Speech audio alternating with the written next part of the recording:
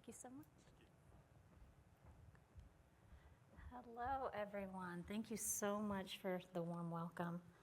We're very excited to be here. We've got PCG in the house back here in the back. I don't know if you guys want to raise your hands back there. We've got our Disaster Services Manager, Laura Piesowitz, here as well. So if you guys have any questions for her after, you're welcome to find us and let's have a conversation. So I'm very excited to be here today, and please excuse a little bit of nervousness here in talking with you guys. PCG has been around for about 37 years and has provided management consulting and operations support for state and local governments across the country, including North Carolina. For the past 23 years, for the past 23 years, we have also helped our clients with disaster services and disaster management, going back to 2002, right after the 9/11 situation, where we worked with the Department of Homeland Security to put in some training for those types of disasters, to Hurricane Katrina, where our education team, who's seated back here, came on board and with the local New Orleans government and put into place some education resources to get those kids back to learning. Obviously, they couldn't get back into the schools, but they got back into learning. So just want to talk a little bit about what PCG does in this space, and then some of the lessons that we've learned across many years of doing this kind of work. We have 5 verticals: health, human services, education, technology consulting, and resilience and sustainability, which is the vertical that I lead. We handle about $4 billion worth of federal and state grants in this disaster recovery type space. And our resilience and sustainability collaborative is a group that we put together, we'll get to a slide on this, a group of partners that we put together that include North Carolinians and North Carolina-based businesses, sort of a think tank that we can take to our clients to help them look at disasters from planning all the way through resilient rebuild and how that could work and what is the best option based on the client's needs. So what IEI asked me to do today was talk a little bit about what we've learned. I have a few minutes and I don't want to go over my time, so I'm going to quickly run through this, trying not to talk too fast. One of the things that we've noticed in putting these things together is that you really need a community action plan. So a lot of states will have a state action plan. They'll have a local action plan. They'll have these different partners, your emergency operation plan, that sort of thing. All these folks know what to do. But at the local level, as far as the community, the neighborhood, the individual, a lot of folks don't know what to do when a disaster hits. They don't have an individual action plan. And what we've seen in places like Hawaii, I'll use them as an example, where you have these very close-knit communities, like you do in Appalachia. I grew up in Appalachia. So you really need to empower those folks at the individual level, at the neighborhood level, your block captains. You need to put these guys up together and have them come up with a plan, working with your leaders so that they know what to do when a disaster strikes. They know what their action items 1, 2, 3, 4 are. They know where to go for water. They know exactly what's going to happen. Because not only does it help keep the situation calm, because they know exactly what to do, especially if there's no communication method going out, it empowers them to do the things that they're best at. This person has a backhoe, this person has some medical training, et cetera. If you can plan that in advance and get those people together in advance and have a step-by-step action plan, it really empowers your community. The second thing that we've noticed is that you really need a distributed energy network for failover energy. I mean, obviously you guys have Duke here in North Carolina. That's a good centralized energy source. But when you have a disaster like Helene and other disasters on the coast, et cetera, you need that distributed energy network. Your microgrids, some of which Duke does, and other things. I understand the not in my neighborhood, not in my community aspect of talking about this, where folks don't want these things in their community. There could be an eyesore, that sort of thing. And so the key there really is to aesthetically position them and sort of camouflage them so that you have those energy sources to the community and again to the neighborhood level without any kind of disruption of the aesthetic, so that folks have that failover energy just until Duke can get things back up and running. And then the last thing that I'll talk about is this multi-use green infrastructure. Obviously, there's been a lot of change with the new administration and how those things are going to work, and with the new Secretary of the EPA, or Director of the EPA. But paying for something over and over again is definitely not the way you want to build. You want to build these things from the get-go, from planning, so that you have resilient infrastructure. You're not going to have to pay for that again. And if you can design it in a way that also includes some community options, maybe some trails, some walkways, et cetera. I'll give you one example. On my time, I'll give you one example of this. As I said, I grew up in Appalachia. And we had a lot of flooding from the Roanoke River, a lot of flooding over many, many years. Finally, we brought a team in, and they designed the river embankments in such a way that we had a very long field and then a green walkway, so that when there was no flooding, which is most of the time, we could use that green walkway. We walked, we biked, et cetera. And it kept the river from coming up to where the houses were and flooding homes that had been flooded over and over and over again. So we were able to rebuild in those areas without taking those homes away and still keep those homes from being flooded. So building from a resilient perspective in the beginning when you're starting to build, or right after a disaster for rebuild, is really one of the important things that we've learned. So my time is almost up. I just wanted to just say that we are here, we're in the crowd, we're happy to talk with you guys if you want to talk with us about anything. We have some great folks out here in our Education and Human Services team ready to talk with you guys. And I think with that, I'm going to introduce the moderator for the next panel, the one that you guys have been waiting for. I'm very eager to see this one too. And that is Henry McKoy. He's the former senior advisor of the U.S. Department of Energy. If you'll help me welcome him to the stage. Thank you.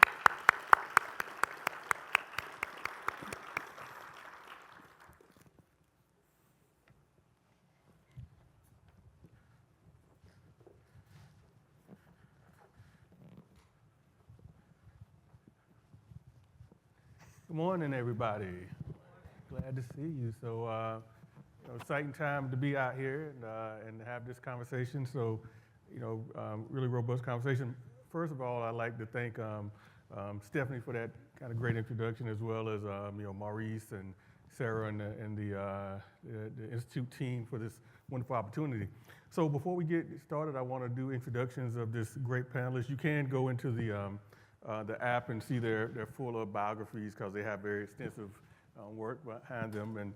And so we're going to start closest to the podium, which is Brianna Goodwin, who is the Executive Director of the Robeson County Church and Community Center. Right beside Brianna, we have Charlie Bayless, who is the General Counsel for the North Carolina Electric Cooperatives. Besides Charlie, we have Venu, Ghanta, who is the Vice President, NC Regulatory Affairs and Policy for Duke Energy. And right beside me, we have Ramsey, who is the regional representative for the Office of the U.S. Senator Thom Tillis. So thank you all for being here this morning and being a part of this important conversation. I will say this before we get started. There's an app that the Institute has that allows you to submit questions. There will be an opportunity for questions. So as you have questions, go to your app, submit questions, and at the end of the panel, Sarah will come up and ask those questions. But now it's my turn to ask questions, so let's get started. So I actually want to start with Brianna and Robin.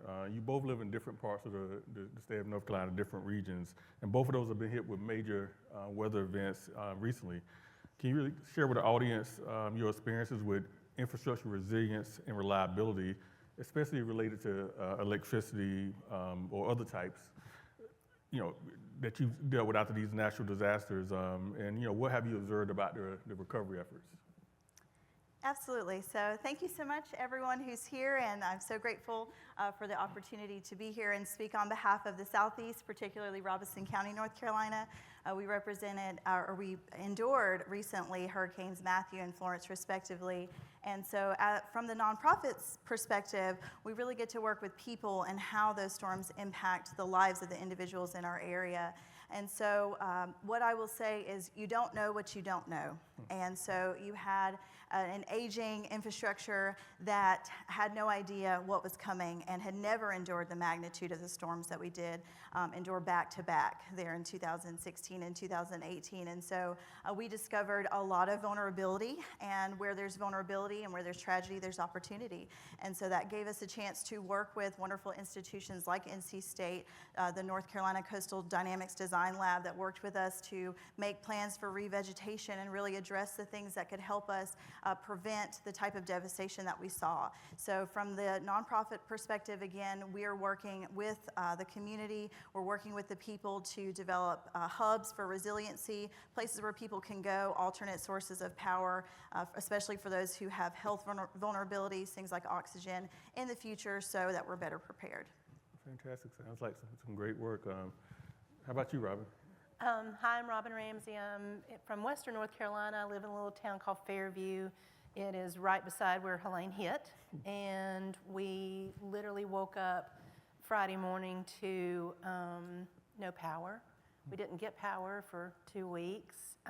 Apparently that was a good thing, and I just want to thank our linemen first and foremost, Duke Energy. They were quick, and if you see pictures of Western North Carolina, it's worse. So I think I saw my friend Frank Williams from Leland, North Carolina. There he is.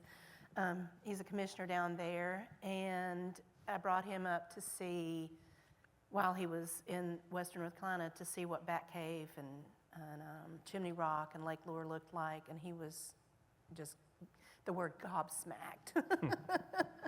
It's an old Southern phrase, but he was gobsmacked. He could not believe that there's nothing there. So when you go from, having nooks and crannies and energy and to nothing, I mean, you had poor Duke Energy out there putting up poles on bedrock, and it changed the way we think about energy in Western North Carolina. At this point in time, I have 3 friends who are setting up solar. It makes you rethink. It's like Brianna getting a snowstorm. You don't see those a lot. Well, we don't see hurricanes in Western North Carolina, so it really changed the way we think about things, and it opens up a whole conversation, and I look forward to today and what I can learn. Well, thank you for that. So both of you talked briefly about what you experienced and the idea of what resiliency means. You talked about the idea of other sources of energy besides just electricity and what that means. So if you look at a number of different initiatives like the U.S. Global Change Research Initiative, these researchers are telling us that there's going to be more and more of these kind of storms coming in the future. And so are there any things that you can essentially share with the audience about your own experiences of what you watched or what you engaged in that might be helpful in thinking about, going forward in Eastern North Carolina or Western North Carolina, ways to address recovery efforts? What have you learned from these experiences? Yes, I always say that the phrase "an ounce of prevention is worth a pound of cure" is a cliche for a reason, because there's a lot of truth in that. And so what I've advocated for since having to respond to Hurricane Matthew and Florence in my sector is that we have an opportunity. When we're not in the middle of responding to a storm, we have an opportunity to research, to advocate for funding on the state and federal level, to make sure that we do have reinforced infrastructure, to make sure that we do make the changes that are necessary. My agency in particular has worked with flood mitigation, and we know that flood mitigation and the power is very interwoven because of accessibility, like you mentioned. When you have places that are inundated with water, there are times that linemen cannot access areas to restore power. So if we work to just make sure that our communities have a larger container to hold these types of events, that we have communication between the nonprofit sector, between government agencies, between Duke and all our co-ops, like we have Lumbee River EMC there in Robeson County, that we are just better prepared to respond, and that our community can just really hold these types of events in a more responsible and strategic way. Yeah, I echo that completely. We had a good success story out in a little town called Hot Springs. They have a microgrid, and it worked. You know, you couldn't run your AC all day, but you could keep your refrigerator going, and you could keep your oxygen on. And a lot of Western North Carolina that was hit by Helene didn't have that opportunity. I think the polls and all are great if they're strong and they're enforced, and I know y'all are going to build back better, bigger, better, stronger, but you might want to look at moving it underground, or maybe look at moving it away from our waterways. So, I see you smiling. I'm sure you've thought of these things. But yeah, we've seen a lot of success, and we want to duplicate that all across the region, actually. Well, I think, you know, we see these stories, right, and they're real people, and it's great to hear you talk about how you're thinking about the infrastructure, the resiliency, and things of that nature going forward. I mean, the idea is to learn from your experiences, right, and not repeat the mistakes or the challenges or even just the blind areas that you have. And so, you know, we're talking about Eastern and Western North Carolina. I want to bring the gentleman in right now to talk a little bit about, you know, this idea of infrastructure and things of that nature. So I'll start with you, Charlie, first. You know, you're with the North Carolina Electric Cooperatives, and can you help the audience understand the difference between energy infrastructure reliability and energy infrastructure resilience in terms of your perspective? And, you know, can you share with the audience, you know, Sure. how you see those two different things?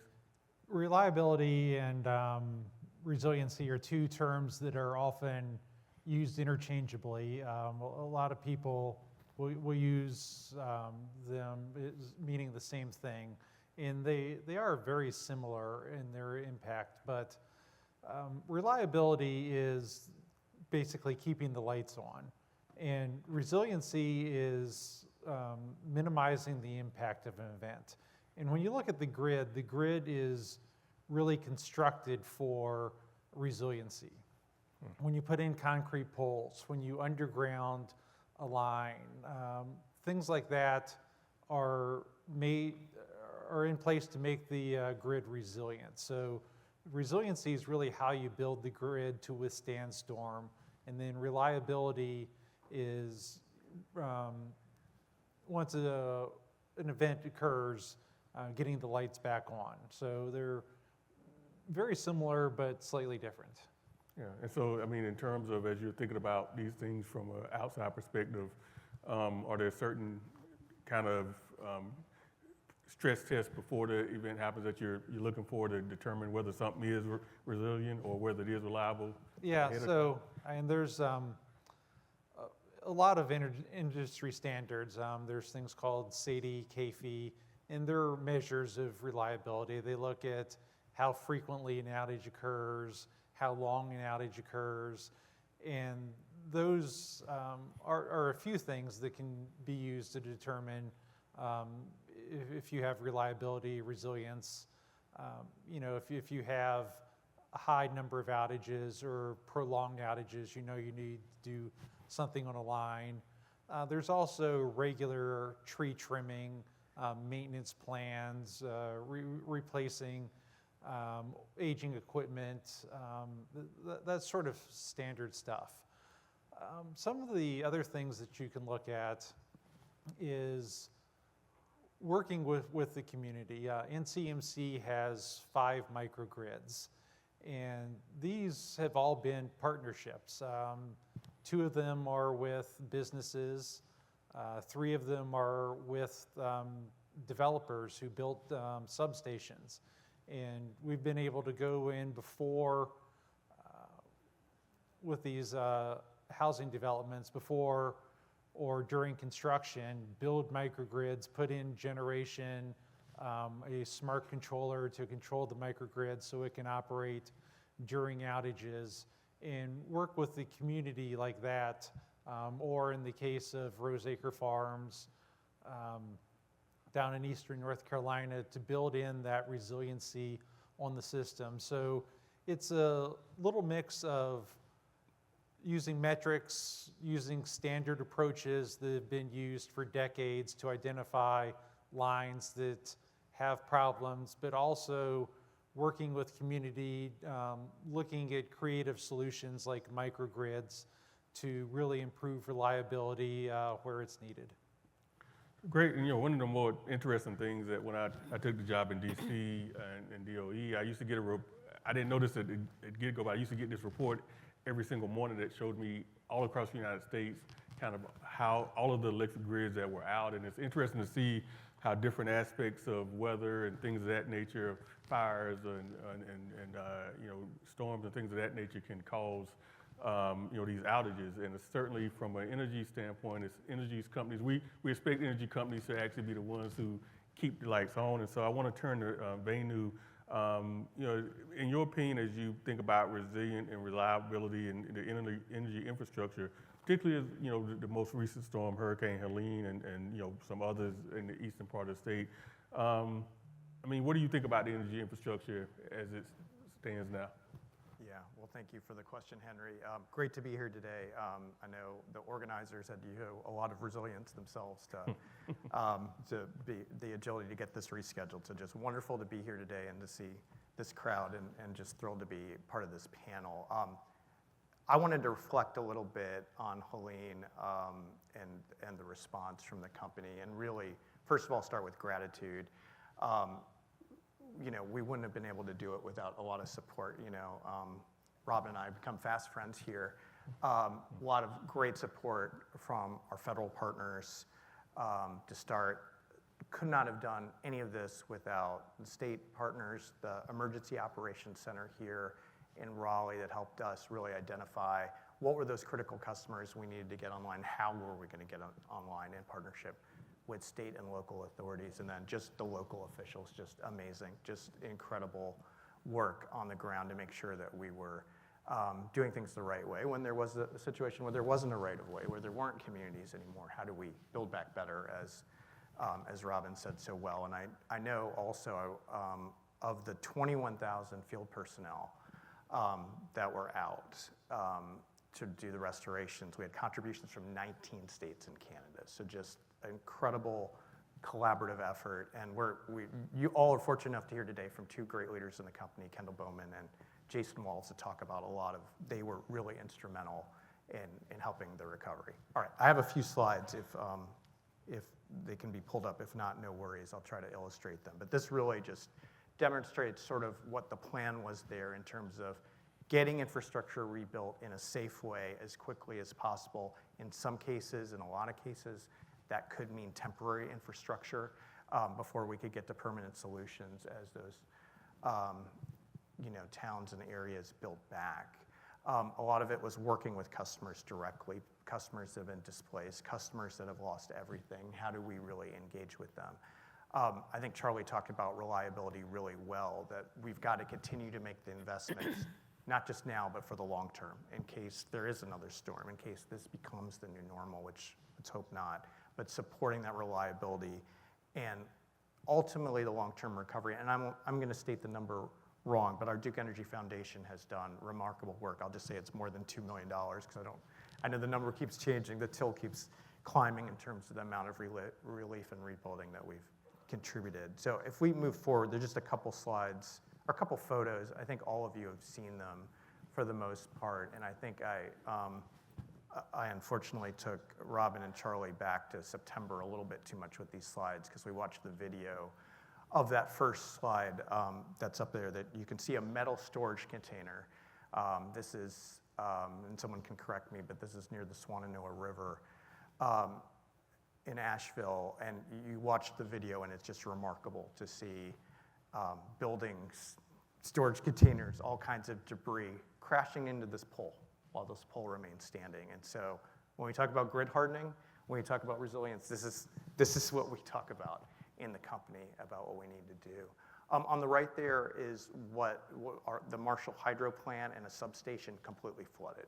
And so that was an area where we needed a temporary solution until we could move to permanent infrastructure. And I'll just flip forward to the next slide really quickly, and I'll just cover one thing here. But on that bottom piece, you can see a substation, and that's the Biltmore Village substation. So a lot of you who are from the area or visit Asheville a lot probably have seen this substation or passed by this area. You'll recall that Biltmore Village was without power for several days, and one of the big issues there was the substation was completely destroyed. You know, I looked at this photo a lot, and I couldn't understand why there were wooden pallets there, and that's because there was a Lowe's hardware store upstream from that was destroyed, and that is all the wood coming from the Lowe's that is collected in the substation. So this substation had to be, basically, we had to move in a mobile substation to support that because of all the destruction there as we move towards a permanent solution. So I want to give the context around how we're thinking about this and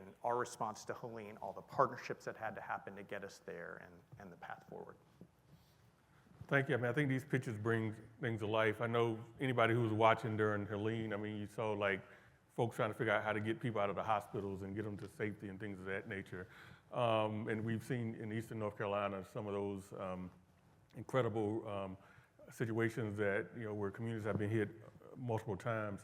So as we wrap up in the last about 10 minutes before we go to questions, you know, you've hit on it some, but, you know, any thoughts on what some of the future investments around infrastructure should be? I had the opportunity in Department of Energy to work on the first, as part of the first infrastructure team that actually kind of woke up every day thinking about that. I mean, what do you think should be happening in terms of infrastructure in North Carolina going forward? Well, I believe that we should, again, utilize these tragedies and not let them go to waste in terms of allowing them to be lessons. And I think that's what, you know, all of us here have done. I know that there are many people in this room who have done the same thing, that all of the tragedy, all of the loss, we've really turned that into an opportunity to rebuild our communities, to place a higher value on the human capital that we have in our communities, and to also integrate those community members into the planning. And I know there's probably a question later on about that, but I can't overstate the importance of, as we rebuild, we have the opportunity to bring our citizens into the fold, the people who are most affected. It's not going to be the contractors, it's not going to be the engineers who spend a few months in that community who are impacted for a lifetime. It's going to be the people who have generational homes there. So we have this opportunity to build back in a collaborative way. And so I'm really appreciative of seeing so much of that across the sectors, and I hope we continue on that path. But certainly one way to bring the state together, right? I mean, that you know, things are challenging and all over. In terms of thinking about this infrastructure aspect, both Charlie and Robin, you talked a bit about microgrids, kind of briefly, and I know, Venu, you can tell us a whole lot about those things. Any thoughts about, you know, the idea of microgrids and you know, why are they important to this idea of reliability and resilience in, you know, in these situations? Oh, they work. And I think the ones that are stable and permanent in the ground, they worked. We might want to look at some mobile microgrids that will help those that are without electricity for extended periods of time. Yeah, I think you have to look, I mean, the whole infrastructure, microgrids is what's right for a particular location. Going back to the infrastructure, you know, maybe steel poles work right in one place. And one stretch of western North Carolina, we had a co-op where the river washed out the road in the poles for an 11-mile stretch. When 20 feet of ground was missing, steel poles probably wouldn't have done anything in that place. Moving the poles 30 feet uphill was a better solution. So you have to consider the right aspect and the cost associated with that, because we all have to be cognizant of costs. So if you put in the wrong solution, it raises costs for not a lot of benefit. So sometimes microgrids are great, especially when you can get in early. With the microgrids that NCMC built with the housing developments, we got in early, sort of built the project, they built the community and the microgrid in conjunction with each other. Really kept down cost, helped improve reliability by designing the two together. But you know, microgrids, you need the right situation. I mean, you need a complex of buildings together. You know, it may not work as well for a dispersed city. So you really have to look at the right solution for the right situation. And Venu, would you, for maybe a quick, just 30-second kind of education on what a microgrid actually is, right? But also in thinking about the idea of the most recent updated carbon plan, I mean, how does all those things get factored in based on what happened in the western part of the state? Yeah, I'm not going to do that in 30 seconds, but I'm going to answer the question. All right, so Henry, let's zoom out a little bit because I wanted to respond to the good points from Robin. So if we kind of zoom out a little bit and we think about kind of the grid resilience plan, so just general grid hardening, the points that Charlie made about there are places where it makes sense to do steel poles, concrete poles, rewire, and a lot of those lessons learned from Matthew, Florence, like areas that get flooded pretty frequently or have been flooded frequently, we have some solutions there. Undergrounding can make a lot of sense where there's wind damage, where that's the right solution. I showed a couple photos of substations that have been flooded. I mean, thinking about installing flood barriers or actually just raising those substations to higher levels so they don't get flooded the next time around. And then generally thinking about the smart grid, self-healing technology that can identify areas of the grid that are damaged and reroute power automatically. So I think we say that with Helene, we saved about 1 million hours in customer outages just through that. So then getting to the answer on microgrid. So what we have in Hot Springs is a 2 megawatt solar system with a 4.4 megawatt battery. You can check me on that. That was only supplied by one 10-mile, I think a 10-mile distribution line. So we didn't have N-1 reliability there. Something went wrong, we were gonna see an outage. So it made sense to deploy that there in that particular situation, and it worked phenomenally. But it didn't work phenomenally right away. We had deployed that system, I think, 2 years ago, and had a few fits and starts, right? We had to get it on the field, beyond proof of concept, actually test real-life conditions.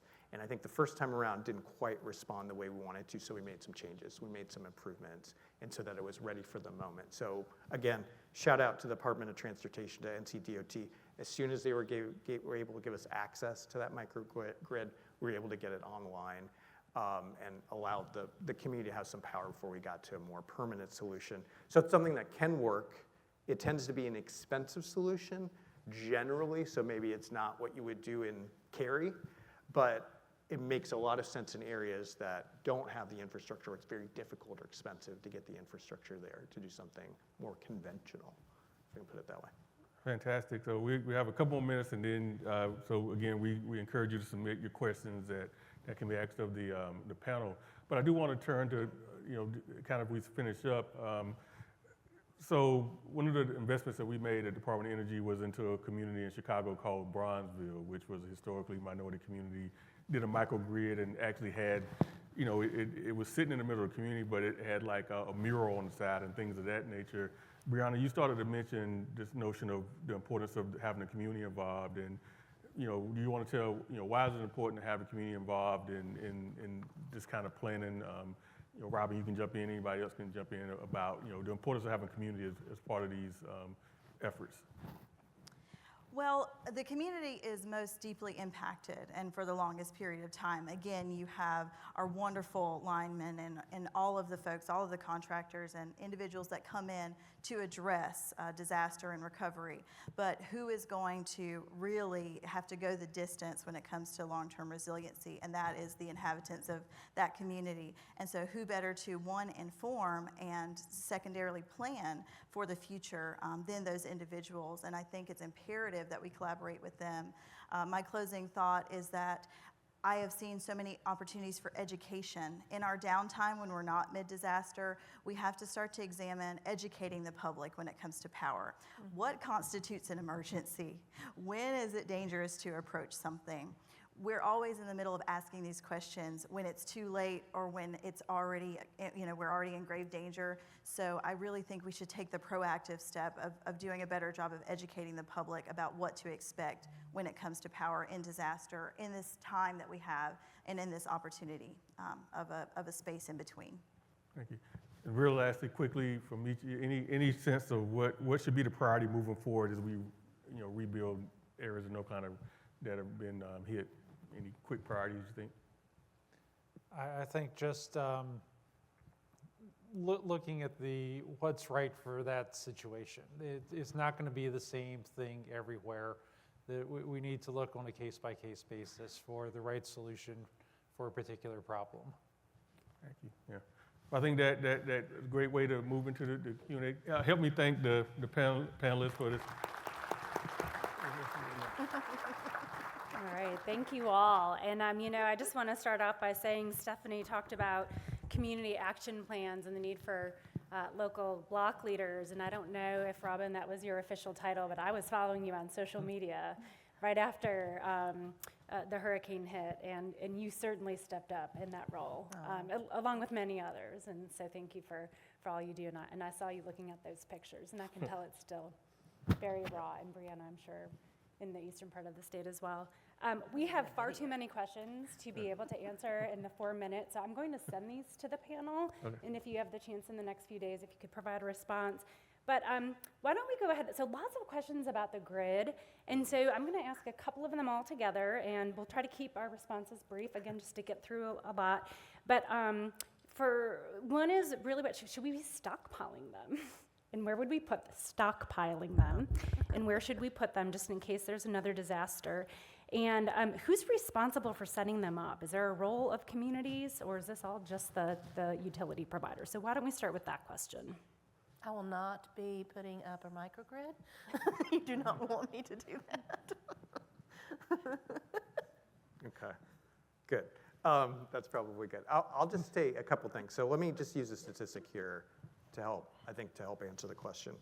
So we assessed how many power poles, transformers, and everything we needed for the response. 14,000 poles had to be replaced, 11,000 transformers, 9 million feet of wire, 30,000 cross arms. Okay.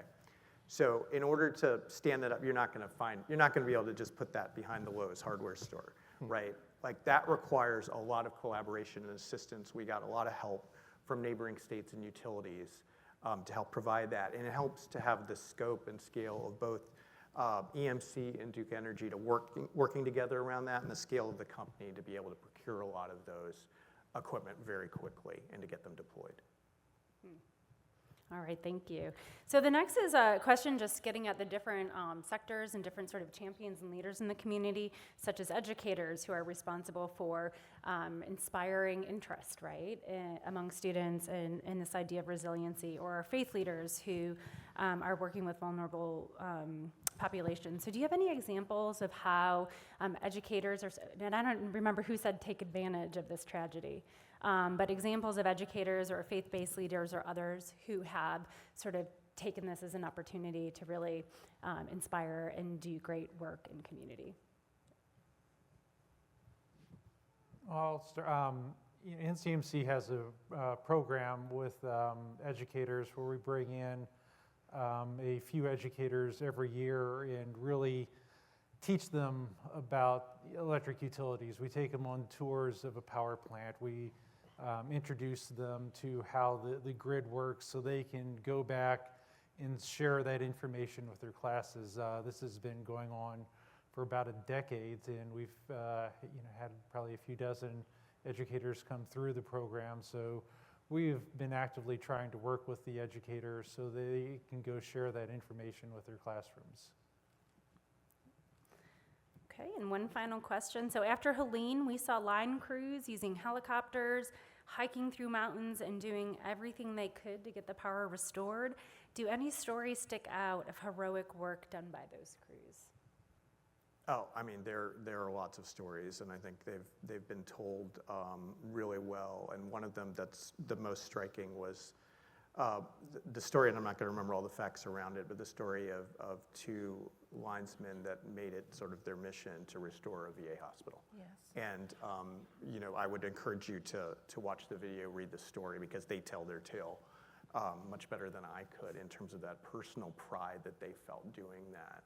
And part of it had to do with their background and their motivations around supporting our military, and it meant a lot to them. And so they hiked through very difficult terrain to do this, and obviously there are a million stories like that. They're all over, and I reflect upon it as well because, again, when you're bringing in 21,000 personnel to deploying 21,000 personnel, that's a small town, right? And so you're thinking about, you know, feeding them, housing them, all of that, everything they need. And a lot of these folks had seen things like Katrina. Some of them had been in the military and seen war zones. And for a lot of them, this was worse than things that they had seen before, just as bad. And so I can't say enough how much gratitude we all have for the amazing work that those folks did. I think one for me was we had one co-op in Western North Carolina, and the hurricane 20 years ago destroyed 300 poles. That was the most poles they ever had destroyed. And Helene took out about 2,000 poles. So it was an order of magnitude. And the linemen, they worked every day, and come day 20, they refused to go home. They were told, you've been working for 3 weeks straight, you need to take a break, and they basically refused to go home until everyone's lights were on. So, I mean, just the dedication day in and day out, day after day, and the conditions they were working in. And I say this really quick. I mean, I think that electricity and energy is one of those kind of things that you don't always fully appreciate until it's gone or it's out.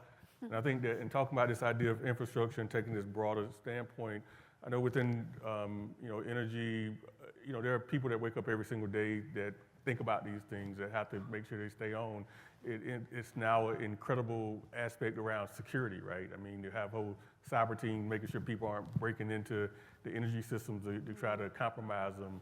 Whenever the substation in Moore County got shot up, that became its own project at the national level. So I think it's just one of those kind of things that folks should understand, just really the importance of the infrastructure now and going forward. So. All right, well, once again, thank you to our panel. We appreciate your remarks, and certainly this won't be the last of that discussion, so thank you very much. As I mentioned earlier, we've published those draft recommendations that can be found on our website and on our forum app for you to check out and provide feedback on. So you'll continue to hear more about them throughout the day. I want you to be taking into account what you're hearing from some of our expert speakers and from those at your tables. You'll have the opportunity to provide feedback on those recommendations using our Google form or the feedback cards that are on your table. Just go ahead and fill those out and leave them on the table. We'll be picking them up at the end of the day.